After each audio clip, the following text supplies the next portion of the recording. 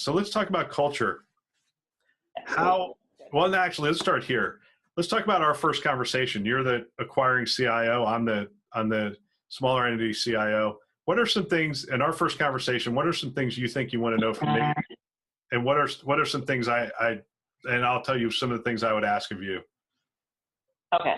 So I want to get to this because I think this is so critical. Culture really matters, and the people and the relationships, as you've already talked a little bit about. So especially if you are the I've used the term big dog, and maybe that's bad to say, but if you're the larger entity, you're the big dog. There's a perception, right? I've been told in one situation,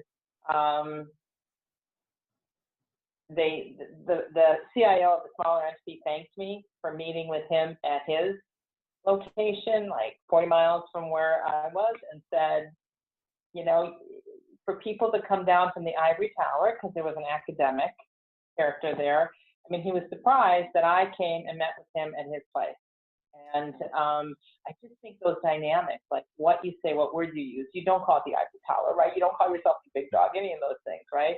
You may be perceived as all those things, but from the beginning, I'm beginning to know you. I want to know your style, what you're doing with your team, what's important to you right now, what are your concerns today, what are your concerns going forward with the merger. It's all about the people skills, building that relationship and the rapport that we're going to be working together. And we don't know, right, Bill, how it's going to shake out at the end of the day, what your role is going to be, what my role is going to be, what your people's role is going to be, or what my people's roles are going to be. So, you just have to say, for the greater good, this merger is going on. We all serve patients, right? It's what we're about. And we're going to figure out how to do this together. Yep. It has to be a partnership, and it shouldn't be a threatening kind of relationship.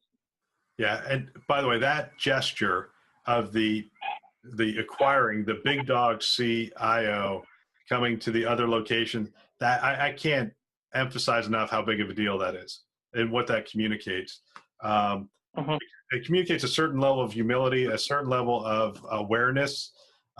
Plus, if you come to my location, we can now start to introduce you to people in a pretty informal setting and start to put, because my team's less at ease than your team.